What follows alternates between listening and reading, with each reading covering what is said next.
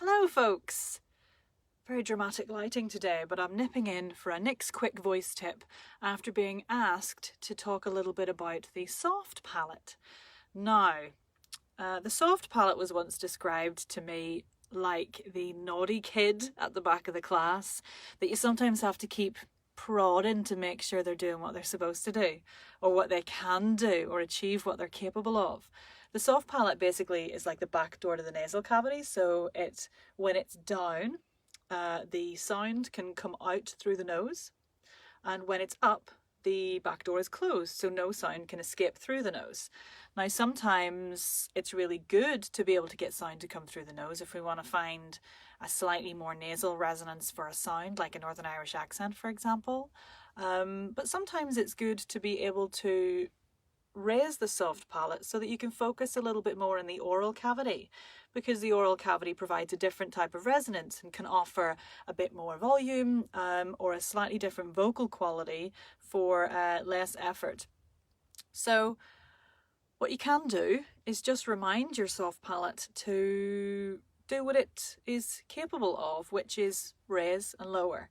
And a nice way of doing that is to use the consonants that are made with the soft palate, or the velum, which are the velar consonants. For example, k and g. So k is the unvoiced version and g is the voiced version. As in sing, is also a velar consonant, but for this we're going to use that plosive stop-release energy of kicking the soft palate back up that you can get from a k and a g. So the first thing to do is sort of raise your awareness of what's happening with the soft palate on those sounds, and if you just go to make a k, but stop as if you've changed your mind, k, and then release it,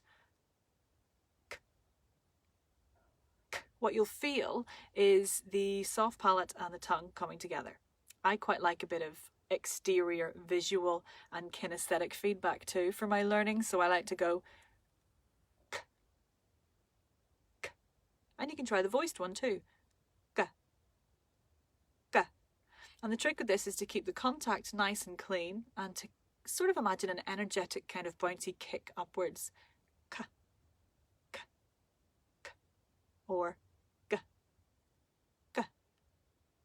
so it's not about volume, it's about quality of the closure and quality of that release. K, g.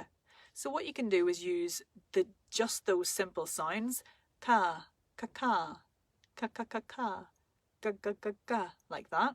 You can add vowels on the end, ka, ke, ki, ko, ku, ga, ge, gi, go, gu. And what that can do is encourage the soft palate to kick back up and let all the sound come out through the nose. I mean mouth. I was going really well there until that bit. So what you can do is really get that sound through the mouth, which just gives you a nice different voice quality. And if you want to lower the soft palate to access that slightly more nasal sound, or get into that space, then you can do the opposite. So you can use your new awareness of what's happening when that soft palate comes down to make the k or the g, to lower the soft palate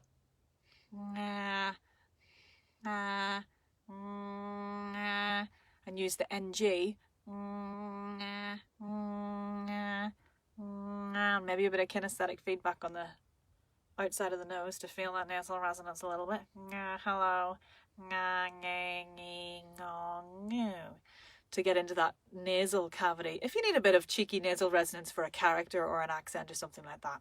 Anyway, that's my tip for today. I hope you find that useful, and enjoy exploring your soft palate.